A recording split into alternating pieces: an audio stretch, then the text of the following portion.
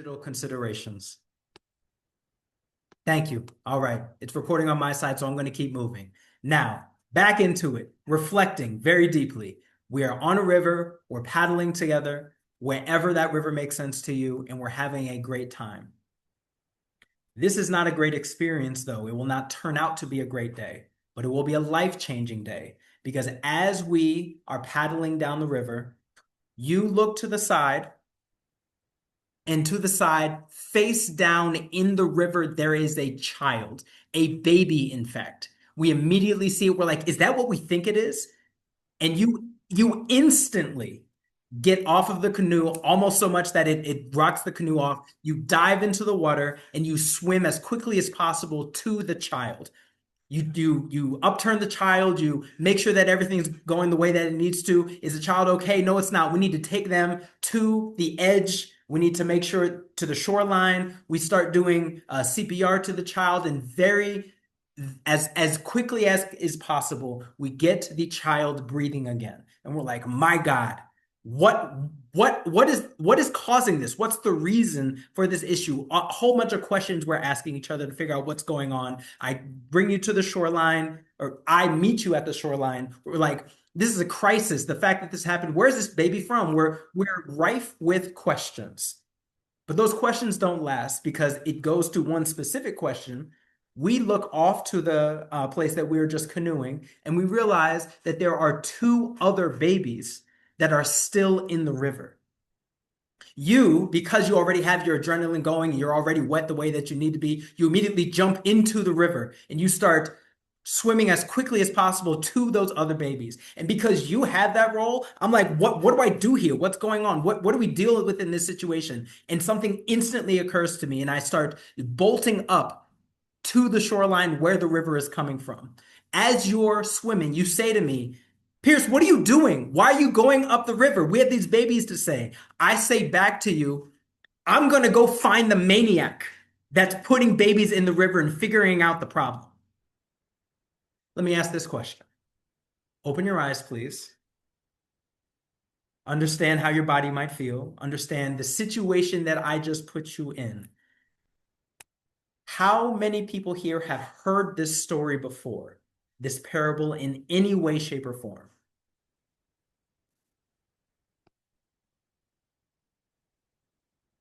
If you haven't, now you have. This is a very valuable story in many spaces in humanitarian aid and international development, called The Babies in the River. And it's to reflect the situation that we're part of and many of the decisions that people make about how to address these types of systemic problems that are flagrantly affecting our lives in many different ways and environments.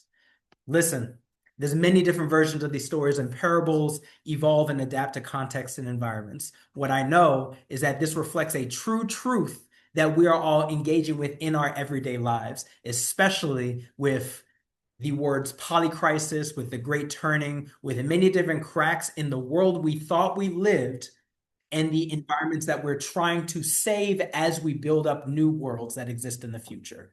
Next slide, please.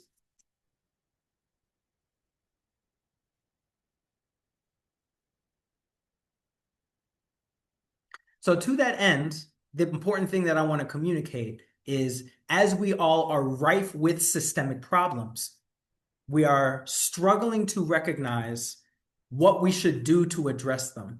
And we split ourselves up into two separate categories. I'm going to use this language throughout this presentation as we do this work. From downstreamers, people that feel personally compelled or professionally compelled to stay with the issues as they're being addressed, to essentially put on the Band-Aids, to be in triage, to directly help saving the quote-unquote lives, whatever that might look like. And then there are the upstreamers, the people that have the space and time to connect the dots, to see how this is focused on many other different relationships and issues and community spaces that we might have been a part of, to figure out how the system works as a whole in order to address it on a larger scale. And admittedly, coming into this room, into this space, when thinking about the relearning education space, I made an assumption. My assumption is that many of us in these environments are more likely to be upstreamers than downstreamers. I'm personally a interdisciplinarian that's been in many different knowledge spaces and knowledge labor activities, and I recognize this quality that there's so much of our fields, whether you're in academia, whether you're a consultant, whether you're in community engagement work, whether you're an organizer in different endeavors, that does knowledge work, and that knowledge work stays isolated. If you could go to the next slide for me, and this affects in our current world how knowledge work is currently operating. It is a core problem that we are being exposed to. The idea that the upstreamers and the downstreamers are isolated from each other, from understanding the large scale problems that exist all around the world and how they feed down to affect the beings that are being harmed, that are being killed, that are being exploited from in the everyday. Next slide, please. This is a focus that I wanted to focus on in this conversation, the idea, the curse systemically of isolation. It works amongst many other different endeavors that we've been focusing on, but it hits in so many ways that our culture currently exists, from the type of information that we see online, from how people work to try and address it, to the type of media that we consume. And in our fields and our issues, we're constantly asking the question, how do we address this problem of isolation? These next few slides we're going to move through pretty quickly. Next slide, please. This hits in so many different environments and spaces. This hits when focusing on issues of academic capacity and environment, where the cracks are clearly being wedged open on the ground through the expression of large language models and artificial intelligence in different environments that keep, regardless of whether or not the academic environments that we've all been exposed to are maintain their value, I don't think is necessarily that's not the problem I want to focus on, whether or not universities live or die. It's more that the reason why people engage in critical educational spaces is faltering the students. It is failing their ability to connect and engage in the world and build the skills that are necessary for their personal, potentially their professional, but definitely their survival into the poly crisis that we are a part of. If they feel like they have nothing to learn from these spaces, what is their use? The next slide talks about the professional conversations in this, the idea that many of our spaces that many people do the work for social change endeavors are themselves dying from debates that happened last year about the end of development, not just talking about where the workers exist, but the value of the nations to support, yes, with all of their problems and concerns, how we connect with each other in valuable ways to help support human and non-human life. And in definitely in the US, but in a litany of other different places, the idea that nonprofit endeavors, the nonprofit industry is also being destroyed. The ladders that people are used to moving through to determine what work is necessary, what people they work alongside, the ladders are being destroyed in these environments. There's so many other examples of the idea that the world that we're a part of is seeing value in disconnecting where we were before, and people are trying to find how they can use their knowledge capacity to create the new world that we're a part of. And this really compelled me with some of my colleagues to think about, with this systemic problem, how can we locally as knowledge workers think about how we solve this on the day-to-day, address this problem, build up the skills and muscle to be able to better connect with others. Next slide, please. And to that end, I believe personally, this is one reason why I wanted to save this for you all, is we can learn from the people that saw this future before. I don't know if you've read this book, but I highly suggest you do so in some way or shape or form, or heard of this person, Octavia Butler. These words in her book, join us. Our doors are open to every nationality, every race. Leave your sinful past behind and become one of us. Help us to make America great again. I don't know if you've ever heard of that last line before, but it was first said in this book by a senator imagined by a Black woman talking about what 2026 to 2032 will look like, called Andrew Steele Jarrett. And this isn't the first thing that she did to tell the future. The rest of the story feels like, wait a minute, did this person get born yesterday? Like, were they telling the story in the news as it stands right now? Or were they, like she talks about consistently in many different biographies and narratives, doing deep study of the systemic proxies and concerns and issues that exist in lives now, and then said, if these advance to their absolute end, what would society look like if it's constructed that way? This Octavia Butler is the seminal example to me of someone that marries what it does to do practical knowledge work in every single day and then make it make sense to evoke change in the world based on what she saw as a possible future. This is something, fortunately, that we should all be able to do to connect to ourselves, to connect to a world that we should be a part of, and to connect with other people that are experiencing these problems at the same time. But there is a real problem that upstreamers are experiencing that keep them from running downstream. This presentation is about building the muscle to be able to address that problem. Next slide, please.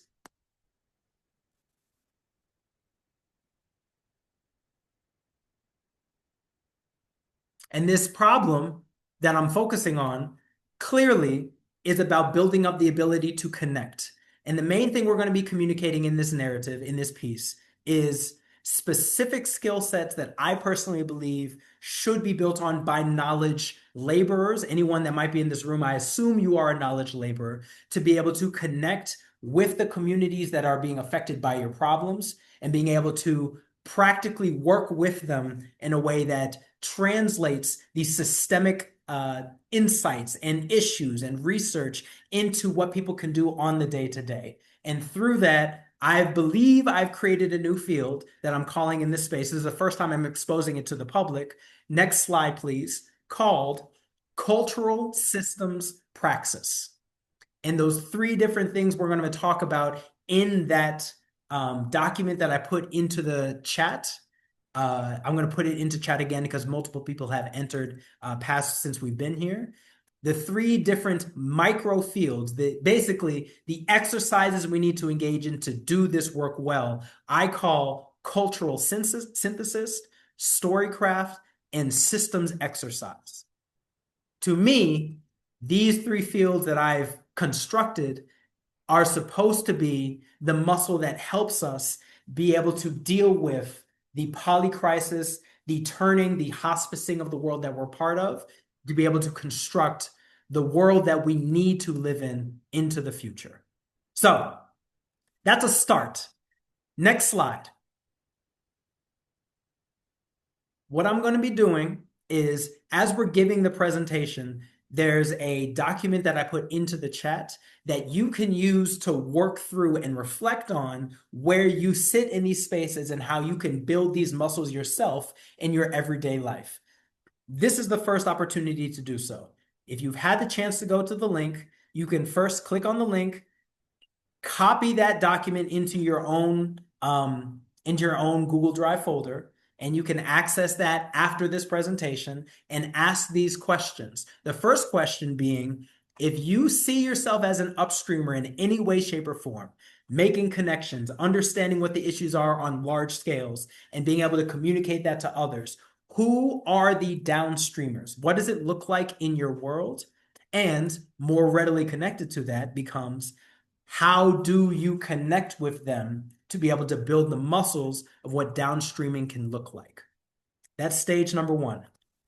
So I'm going to have you sit with that question for a little bit, maybe 1 to 2 minutes. What does downstreaming look like in your world? If you have the access to the doc, you can write in whatever notes feel comfortable. If you don't, you can ask those questions to yourself personally. And in a little bit, we're going to be going through the 3 different categories of doing cultural systems practice in your life to build your muscles, to make knowledge work make sense.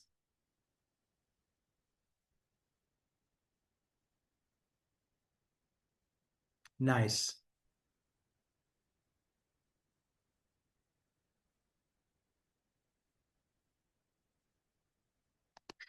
Never fear if you think you're supposed to be listening to the video, friends. This video was put on mute on purpose so that I could speak over it. I want to ask the question if anyone here has heard of the show The Pit before. If you have, wonderful. I'm glad to be a part of the fold. I love the show for many different reasons. If you haven't, I highly suggest you check it out. It's a sensational hospital drama that works kind of like a show from long ago called 24, where every single episode is another hour in an emergency room in Pittsburgh. And this story made me pause and really think about my own work in their activity. So the person that's showing up right now is Willie Alexander. And we could tell as they came in, Willie Alexander was special, but we weren't sure how or why, because he came into the emergency room with a faulty pacemaker and minor dementia. But he mentions that he knows the trauma medical center.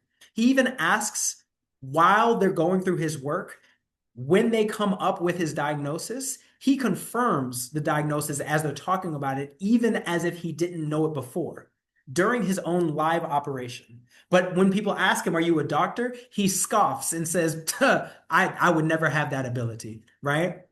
When his son eventually visits, they all connect the dots because the son tells them that Willie Alexander was a kid volunteering as a medic for the Freedom House Ambulance Service. I don't know if you've ever heard of this space, but some of my work is collecting examples of liberatory innovations that exist in the world. And this space, they were very much so liberatory. In the 1960s, travel to hospitals was only offered by the police force or the local funeral home. And street medicine had the opportunity to evolve to help everyone in the everyday. But until then, it lacked effective shepherds and people that could help learn about their work. The increase of suburbs in the country caused car accidents and injuries away from hospitals. So the people that desperately needed the help, especially Black folks in Pittsburgh of the United States, couldn't access the hospitals the way they needed to. So doctors and specific communities in the area decided to bring in people from those communities to design, to create community workaround, and to create the first version of what currently exists as the paramedic, created by Freedom House Institution. And this story told a system story about a community that created effectively the reason why we see emergency rooms the way we look at them in the first place. So if this man, this character, didn't do his work in the past, none of these people that are currently working on him would be able to save him today.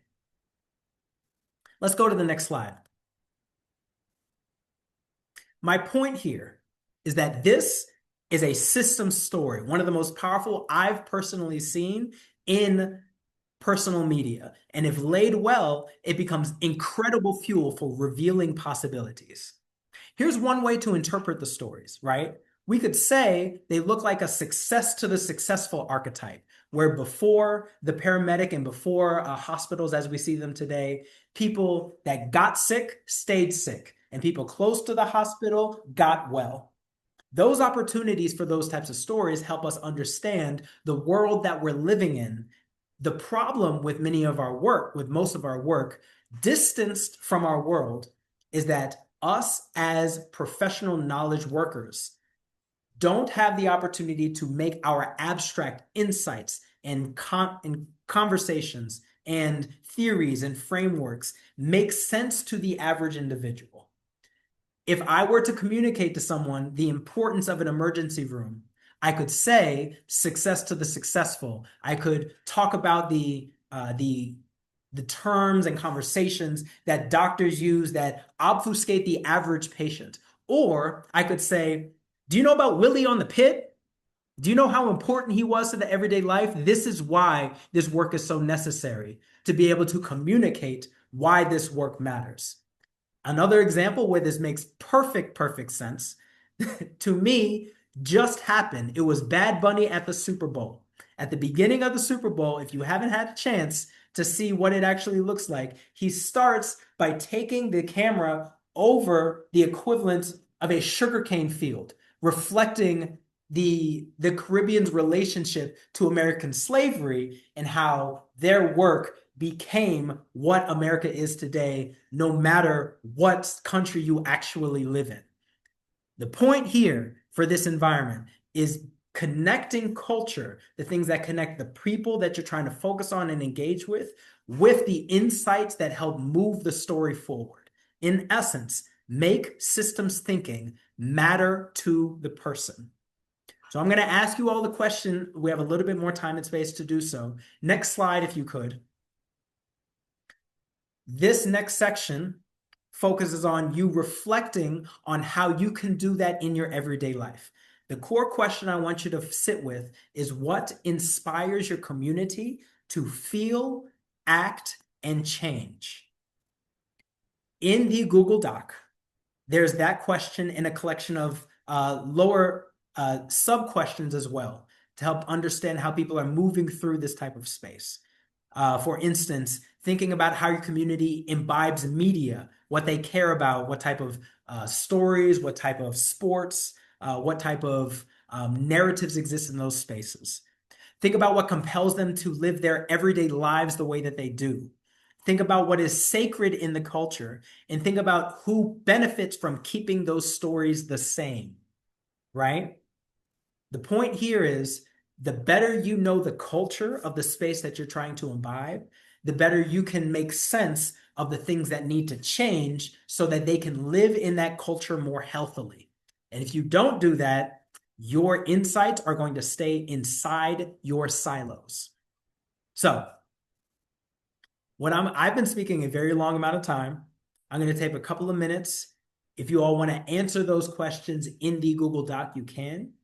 If there are any insights that come up that people want to speak online in this chat, in this Zoom room, you can also say that as well.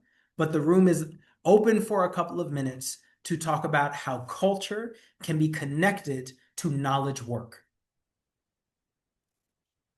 You can take yourself off mute if you'd like, or we can just be in silence and everyone reflect on your own experience. Well, I'll come off mute for a second and say that it's a tricky question because I work so translocally. And so when I think about community, it's really like not a community grounded in place. And so these questions could be answered in so many different ways for many, many different people. And I think that as the work that I'm doing is like still emerging, there hasn't emerged like a culture for the translocal community, let's say. And I'm curious about this in the context of ecoversities as a very, very global, and I would say like highly like global majority global south focused alliance. Like, yeah, how ecoversities and some of the people that are the core of stewarding this space would answer those questions, right? Anyway, it just brings up a lot more questions than answers for me. I run into the exact same problem in my environments. A lot of my work, honestly, is international and runs into the same concerns and problems. I'm gonna add to the unpacking that though so much of culture throughout years is absolutely connected to many people's understanding of land, cultures, digital and otherwise, have existed for years that had the chance to exist and subsume. And the answer becomes related to me, related to how people can stay in community with each other to build what that culture should be. And figure out how to make it matter to the individual is absolutely essential if we're going to make any of these endeavors stick where people are actually addressing these problems. But I agree, it's very many questions to come up with.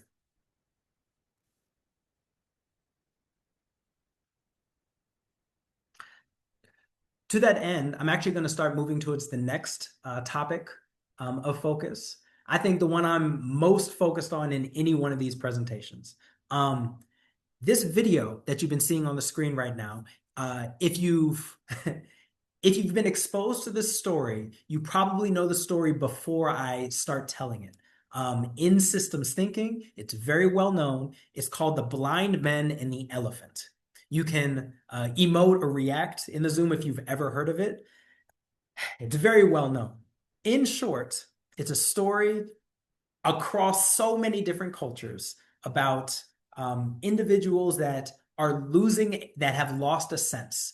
They might be blind, they might have experienced something else in their lives, and they're brought to a single location to name and understand a single, very large elephant that exists in the space.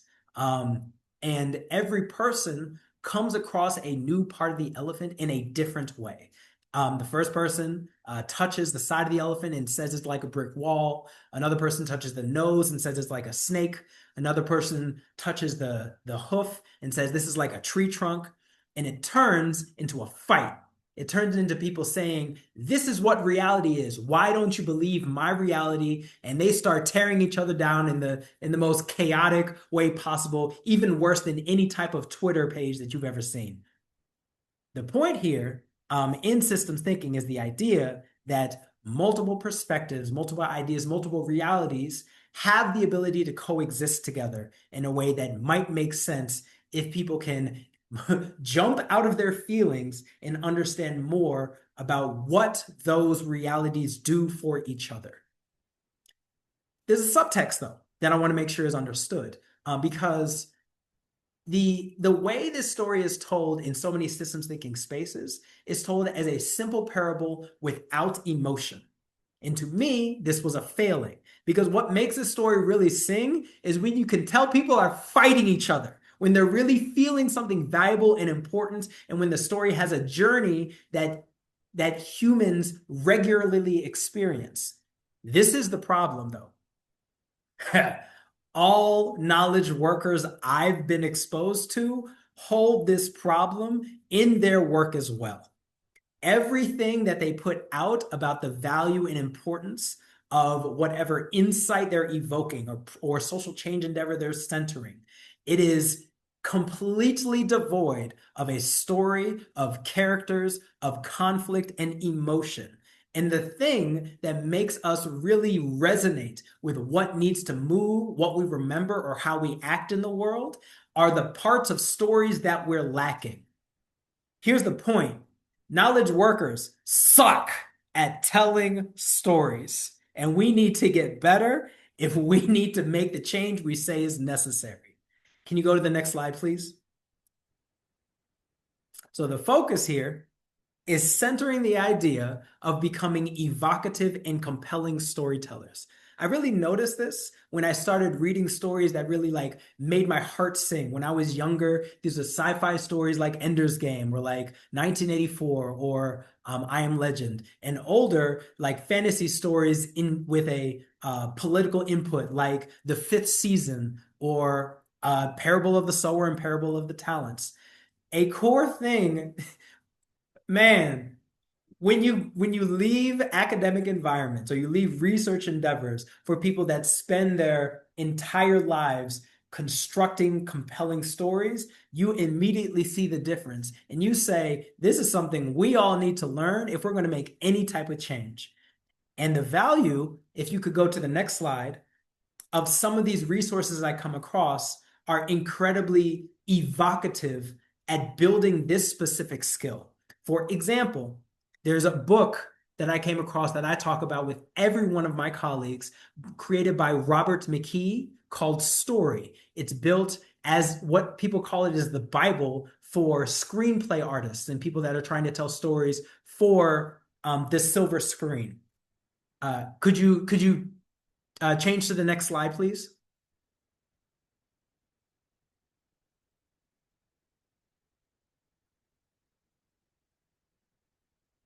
Yes, so there it is, story for you.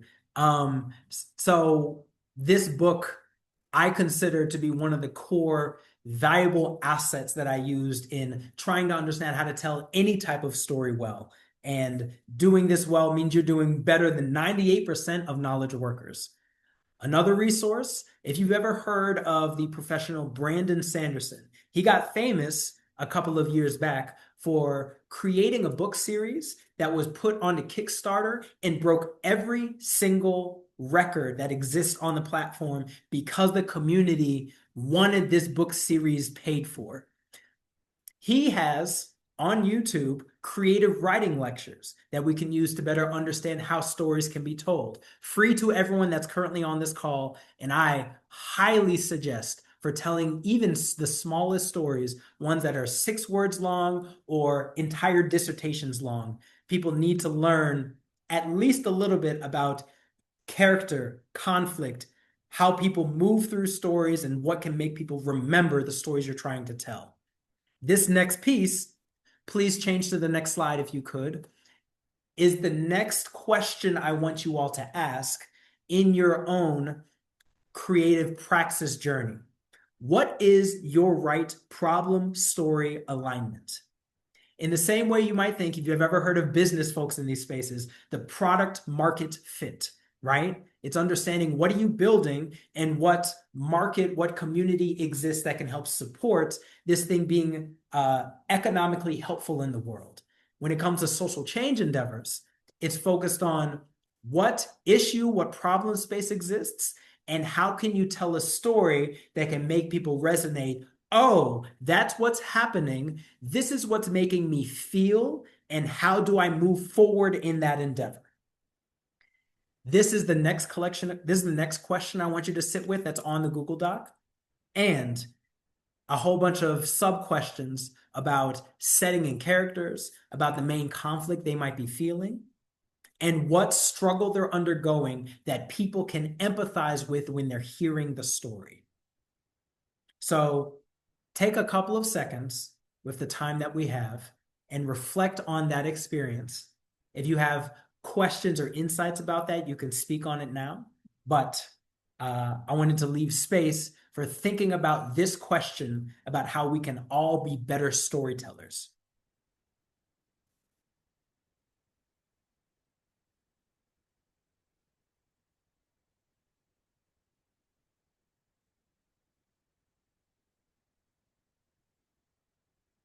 Batul, while people are waiting, could you go to the next slide?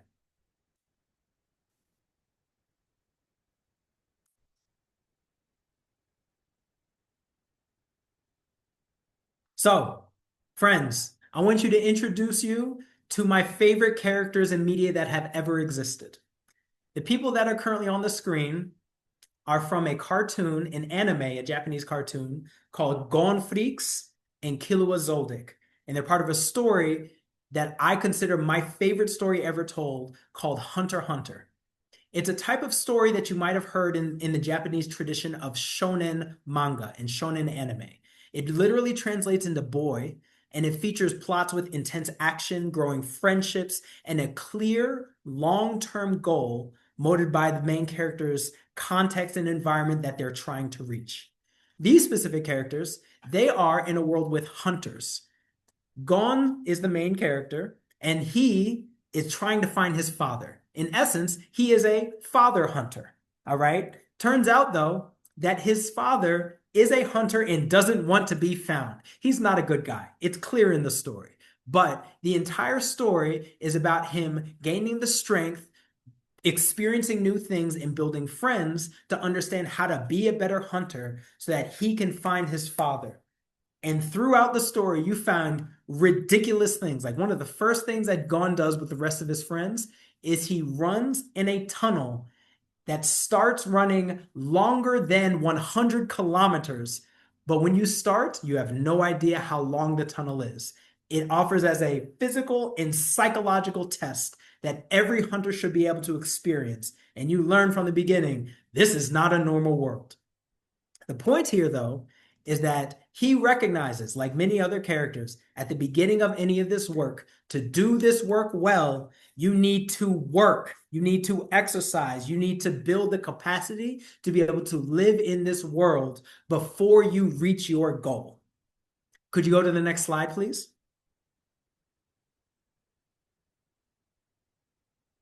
There's so much more I want to talk about why this story is good. We could go for hours and hours about why I love this story, but a basis behind many of these stories, regardless of if they're well, is recognizing the personal capacity to, regardless of the systemic concerns and malignancies of the world we're trying to build, if we see a vision that we're trying to reach, we need to make sure we are in shape to reach that vision in the first place. And you do not do that when you arrive at, quote, the mountain that you're trying to climb. Arriving at the mountain isn't the moment to get in shape. Clearly, this is a theme that's centered around all of the other activities, from understanding culture and understanding how to tell stories. But this is also for all of us to be reminded in our fields of topic. We need to be able to do our work well so that it can best translate to the communities that we're trying to support. Next slide, please. In that, I'm going to give you an example of what this might look like, specifically from systems thinking. If you've heard of the professionals at Princeton, the professors called Derek and Laura Cabrera, for about 20 years or so, they've created this book, which I highly appreciate from how they've reframed the field. But they've introduced an acronym that I think is very valuable in all of our activities. I'm recognizing there's an issue at the very bottom of the slide. I told you this was an experiment. Please please work with me in these endeavors. The acronym is called VMCL. Vision, mission, capacity, and learning.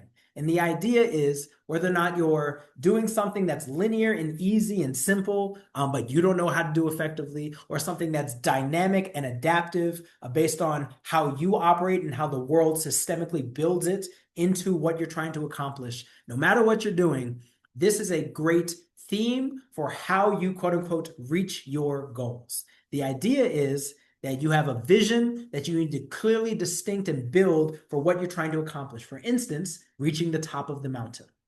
The mission are the main activities you need to get through to be able to get to that vision clearly, not only getting to the top of the mountain, but training your understanding how to breathe in that specific location, making sure that you have the right tools with you, making sure that the people around you are operating appropriately. The next stage down is the capacity. This is the muscle building.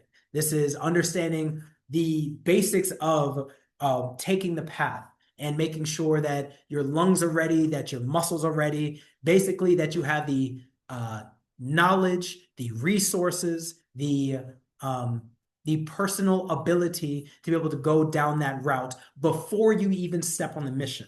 And at the end, this is the first thing that we need to do every single day is to understand more about the mission, capacity, and vision, is learn about the worlds that we're living in to figure out how we should craft the rest of the path forward.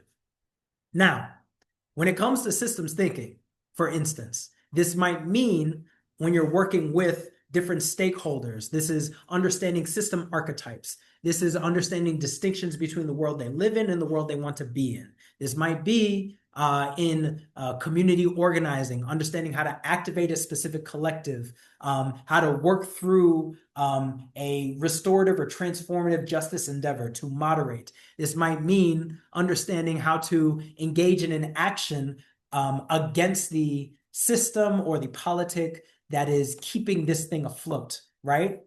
The point here is this is very much so translatable to the different spaces that you're a part of, and recognizing especially what capacities you might be lacking is essential in making sure your knowledge labor is going in the right direction. What's interesting about this as well is knowing this specific fact, that the parts that you are focused on the most are the spaces you spend the least time. I'm going to repeat that again. So if you are trying to reach the top of the mountain, it is the thing that you are least likely to experience for a certain amount of time, like maybe 10 minutes or 5 minutes, however long is being safe in that environment. And most of the time that you're spending cascades down this list. You're spending the most time learning, some amount of the time building the capacity, and even less time actually engaging in the thing that's reaching your goal. So understanding how long the journey will become and making sure that you focus on what the world should be instead of focusing only on the vision, focusing on the rest of the world you're experiencing as you're trying to reach that goal. So, next slide, please, if you could.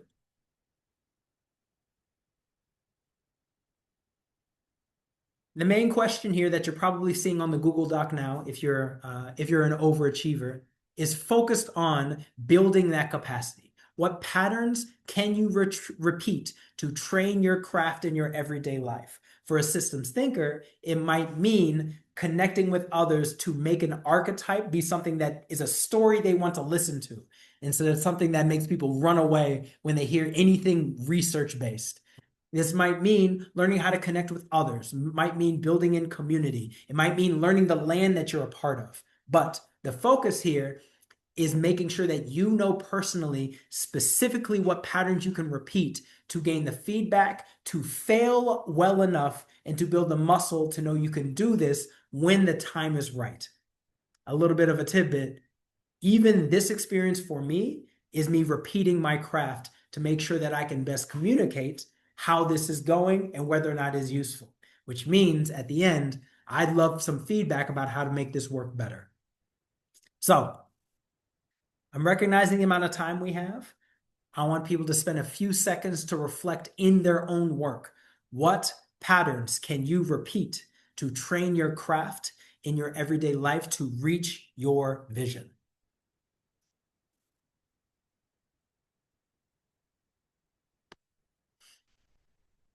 Final slides. Let's keep moving.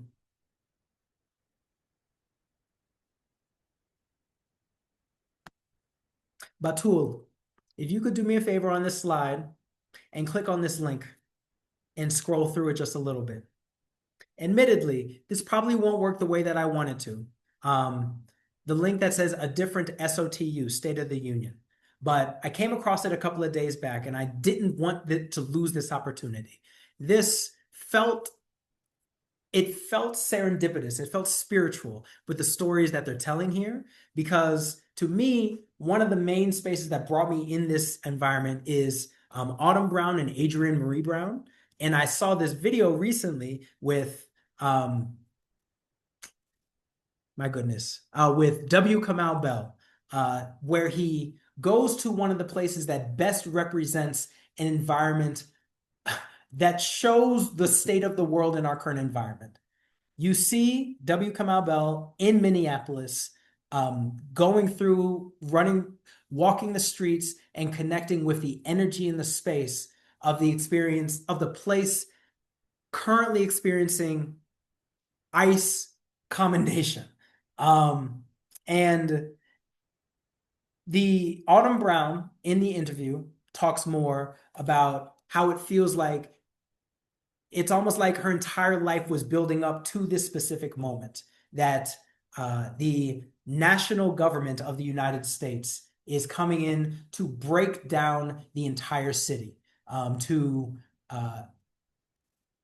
control the people, the place, the environment, to make it a single place that reflects, if it can happen here, it can happen anywhere across the US, to move towards nationalist agendas. And to that end, it reminded me of a fantastic book, A Paradise Built in Hell, about how these communities are coming together in the face of crisis to reflect what community truly feels like, how care is married to anger to keep this work forward, to make sure that people are supporting each other the way that they need to.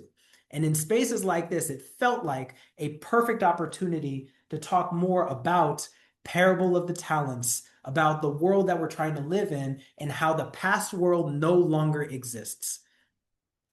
It's environments like this that remind us how important it is for us upstreamers to take so many of our knowledge and insights and capacities to support the folks that are directly on the ground instead of being isolated as we have been for so long.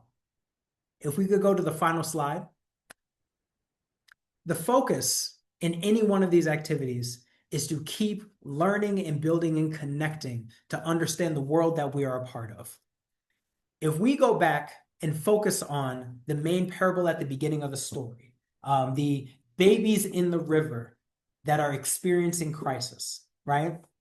That story evoked emotion in the way that we need to address the world that we're a part of. This work that I've tried to do in my own professional career here in Botswana, working on international development-based design endeavors from collecting and consolidating entrepreneurial systemic issues back in the United States and many other places as a part. I've seen the need for us to build our ability to be knowledge workers in this new world, because the new world is taking away reasons for us to be able to live and survive off of our craft. We need to make our own. And doing so helps me think of the main statement that Octavia Butler keeps saying in so many of her crafts and activities. So be it and see to it. We must tell stories filled with facts. We must make people touch and taste and know. And we make people feel to make sure they understand it is our role to be together as the world is changing to create what the new world should become. We only have 1 minute left. It's been an absolute pleasure to talk with you about this very weird, intriguing collection of disciplines I've brought together. At the end of the Google Doc, there is a document. If you want to learn more, there's a survey that you can ask more and learn more about if you want to learn more about this field or other past work, along with all of the assets I used to talk about this specific narrative. Every website, every resource, if you want to learn more about those endeavors, is available there. And if you want to learn more about me and my work, please contact me at piercegordon@gmail.com so we can have a further conversation. Or you can contact me on the survey and I'll make sure to get back to you at my earliest convenience. I'm going to stop there and leave it for everyone to converse as they feel necessary.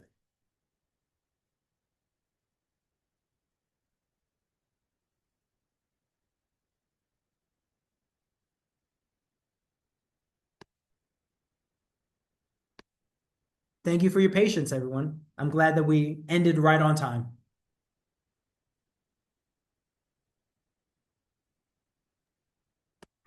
Actually, we do have 15 minutes if we do want to do any discussion, because the next session will be starting in 30 minutes. So, Oh, okay. Well, that's good to know. I'm glad that we have more discussions. I've been speaking a lot. I would love, because Aaron, glad you were here, because this conversation leaves us with more questions and answers. I'd love to hear those questions and inspirations and unpackings and insights that come to mind based on what I talked about today. I'm going to shut up. What y'all got for me?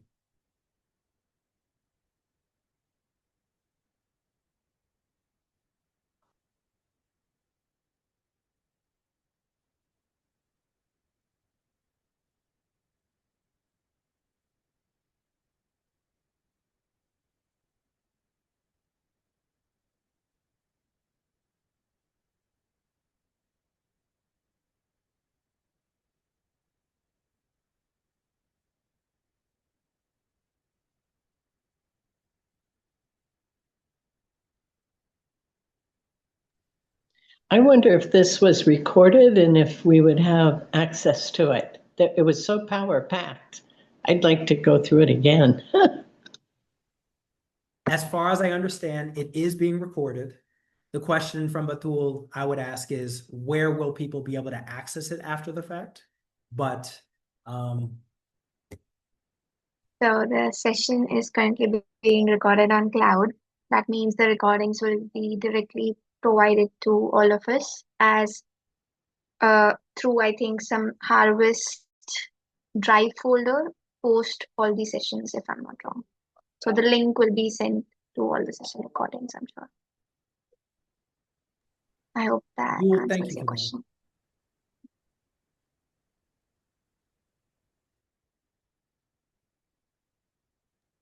Also, it was hard for me to choose sometimes because everything's so rich, and I'm so glad I came to this one. Thank you. What about the others? Would we have access to the other? If I'm not wrong, you're asking if we'll have the access to other sessions recordings, right?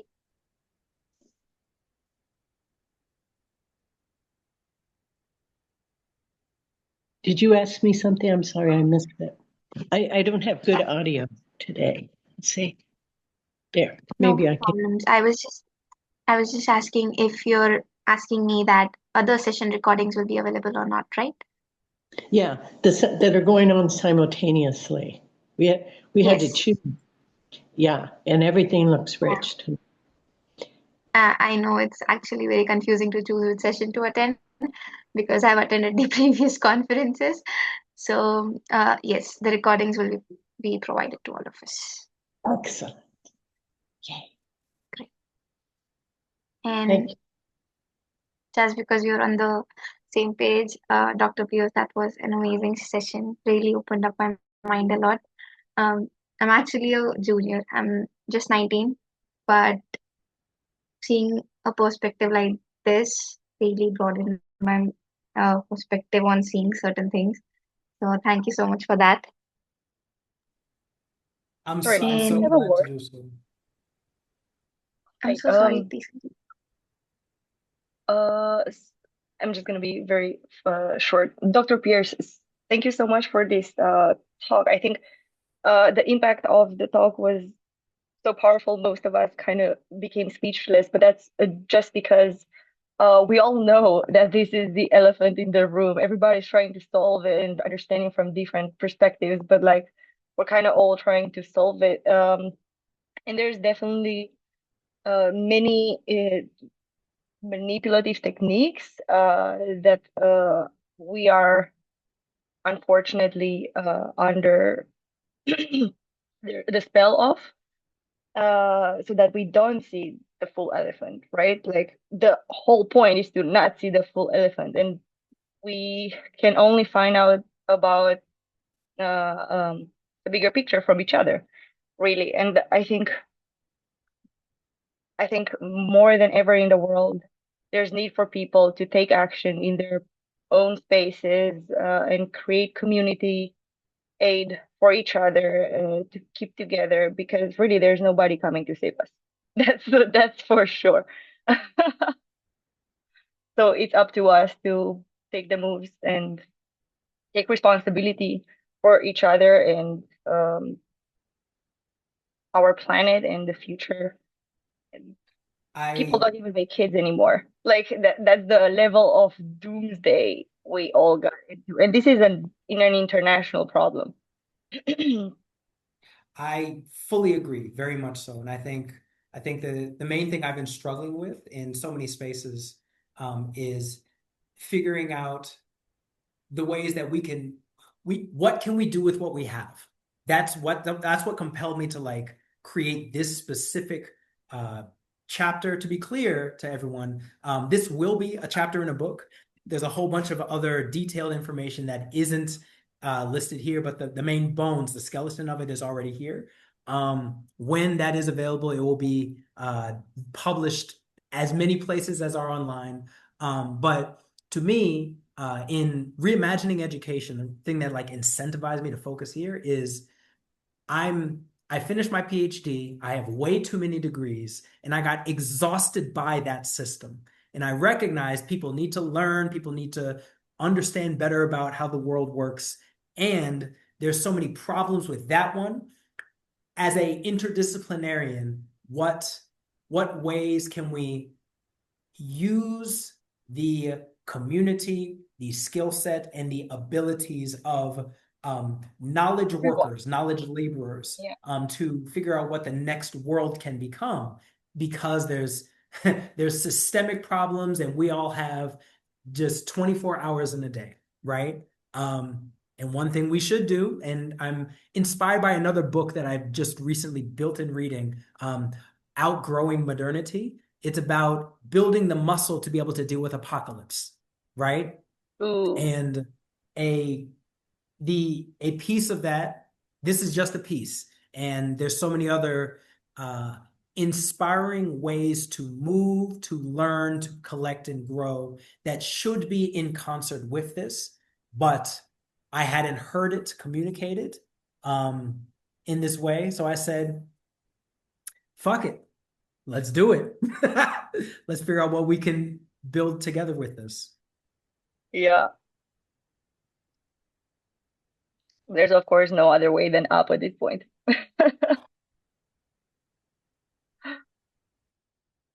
Thank you so much for the effort of putting it all together in such a beautiful presentation.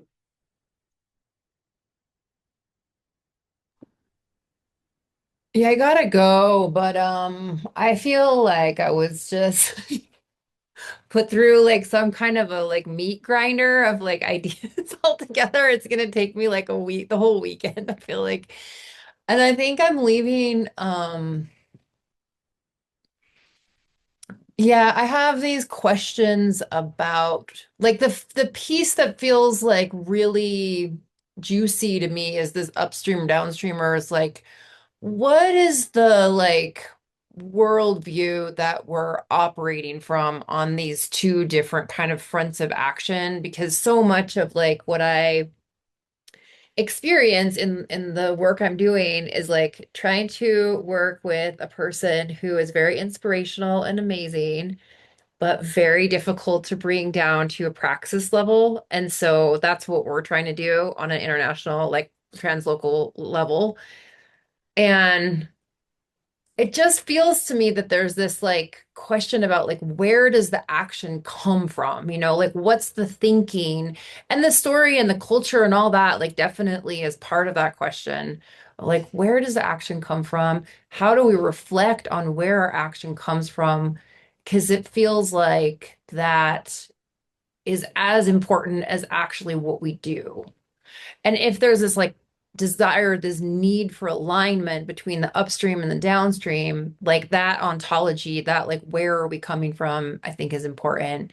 And I feel like it's even important in spaces like this and in the format that we're using, and even thinking about like the system thinking, and that's the field I come from, you know, but like, is it really goals that we need? Like, is it this linear thing of like, you know, we're working toward this final, I don't know, the mountain kind of analogy feels like disconnected with my experience. Like what I wrote in my, I am an overachiever, and I did write in my personal template. I said, what's the vision? It's like to be more patient, to be more spacious, to be open to other ways of knowing, like to involve rituals and ancestors, so that the way that I show up in my work and my life and everything I do is like less anxious and more trusting and calm. So that feels like much less about like a plan of action and more, yeah, about a way of being, I guess is what I'll say. Thank you. Aaron, I don't want to make it seem like I'm not so deeply appreciative of all of the people that have shared space in this space, but I knew that you being here would elicit so many conversations about what I was trying to put here. And I know we can talk more about many of those things that I think you're saying on the back end. But apart from that, I think what I find valuable, apart from the hey, yes, this upstream downstream dynamic, what's happening there in the I mean in the most expansive form of the critique, like critical unpacking of where it works and where it doesn't, right? Because this cannot work for everyone and everywhere in every space, right? It's what I appreciate as well is number one, the expansion of the vision towards the somatic, right? Towards the things that I hold in my space, and then how to like what that means and how to get there, but also the idea that systemically putting this work together might require people that don't practice it themselves, but other people that work alongside know that if we're going to do something together, it might be valuable for us to connect with people in a way that people need that connection, right? So it's more than anything, I'm glad that you're there to remind that any one of these tools are not fix everythingers, right? Like we shouldn't focus on what I think I've built as a hammer and see everything as a nail. It is opportunities to dig in and dig out when the time comes. I'm so glad that you're here to remind us so that I can make that clear in future presentations.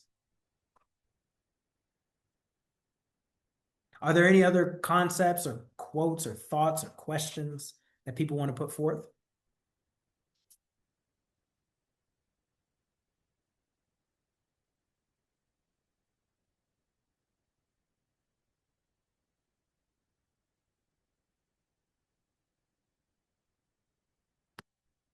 I'm going to say this one final thing. If there's no one else that folks will say, I will say one limitation of the way I have presented many things is I come from a culture of fire hosing information. And I know this was a fire hose of information. And true learning takes deep time and practice and understanding to like subsume. And I'm very interested for the folks that are still here in going on a journey with people interested in that journey. So if you want to connect with me, take the survey so we can go down that path and have further conversation on this and many other things. Most of my work is focusing on innovation practice and ecosystem development. So understanding how people making new things can support the village around them to make those things that the world needs to see. So I'd love to talk more about what that looks like so that we can all get our muscles up about living in this new world.